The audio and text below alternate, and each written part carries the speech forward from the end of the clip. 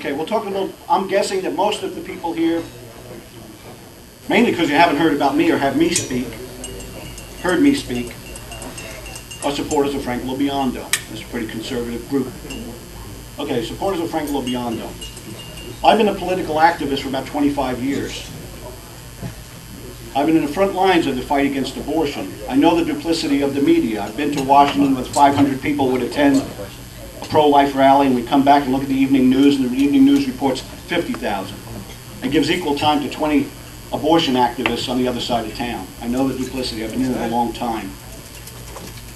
15 years ago, a bill came up in New Jersey, now I'm going to be slamming your man. I voted for him the past 7 times.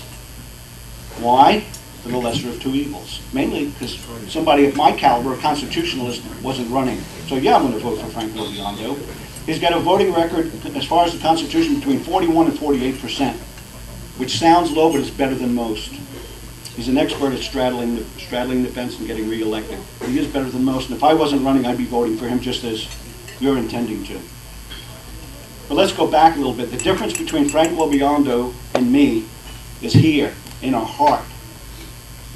That's why I'm going up both against the Republican Goliath and the Democrat Goliath as a constitutionalist, like David going out there. He went out with, boy, that went quick. Okay, let's get to LoBiondo's voting record. I'm for securing our borders. America graciously already accepts more legal immigrants than all the rest of the world combined, yet there are those that would have us just swing our borders wide open and let everybody come in. 30% of convicted felons in federal prison are here illegally. 86 hospitals in California have had to close because of the burden on them, 12 in New Jersey. The war in Iraq, the Constitution is real clear. Congress shall declare war, not the President. We have troops in 138 different nations. No declaration of war for any of it. Last time we had a declaration of war was World War II. Coincidentally, that's when we had a clear victory, and not since. Constitution is clear. Congress shall declare war. We neither need a declaration of war, like Ron Paul called for, or we need to bring our troops home swiftly and safely to secure our own borders to protect American lives and American property, not the borders of Iraq, not to serve the oil interests of the elite families of the world. The North American Union. You won't hear any of the major party candidates speaking about the North American Union. This is the biggest threat to America since we fought our war for independence. This is more serious than the energy crisis.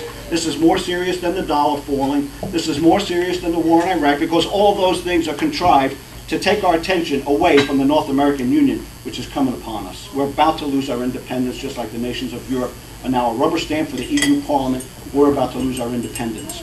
NAFTA, North American Free Trade Agreement, 22,000 pages of regulations do not spell free trade. NAFTA was intended from the beginning to be the framework of a regional government to be built into the North American Union. Frank LoBiondo, it was my urging, my putting him on the spot at a Chamber of Commerce breakfast some months ago that caused him to sign on to H.R. 22 to get us out of NAFTA. My efforts, not his efforts. My efforts putting him on the spot. H.R. 40 to oppose the North American Union. He hasn't signed on to it. Your conservative Frank LoBiondo hasn't signed on to it. 15 years ago, he sat in my kitchen as an assemblyman in New Jersey. There was a bill pending in the State House. It was ACR 37, calling for a constitutional convention under the pretense of a balanced budget amendment. He sat in my kitchen for a half hour as I went over quotations from constitutional scholars stating how an Article 5 convention cannot be limited to a single issue. It represents a wholesale scrapping of the United States Constitution. He sat there nodding his head, he understood. And then he voted for it. And I called him up and said, Frank, you knew what this thing was. It was to scrap the United States Constitution. Why did you vote for it? And his response was, what would people have thought if they read in the paper that had voted against the balanced budget amendment? Knowing that it wasn't about a balanced budget amendment, it was about scrapping the United States Constitution. He's about getting reelected. And if what it takes to convince you people that he's conservative, if that's what it takes to get reelected, that's what he'll do. He's pro-life. Why hasn't he signed on to Ron Paul's Sanctity of Life Act? He says life begins at conception. Why hasn't he signed on to that act which defines life as beginning from conception? The Constitution gives the authority of Congress to limit the jurisdiction of the federal courts. For 6 years, both Republicans Republicans both controlled both the House and the Congress. 1 million babies were being aborted in 2001, 1 million babies still being aborted in 2006. No change. They're not pro-life, they're pro-re-election. The Sanctity of Life Act would return the issue back to the states where pro-life groups would have an opportunity to fight it. Now, I don't know if you're pro-life or not pro-life. The point that I'm making is that a politician can say one thing to his constituents to convince them that he stands a certain way. And I think Frank is basically a decent guy.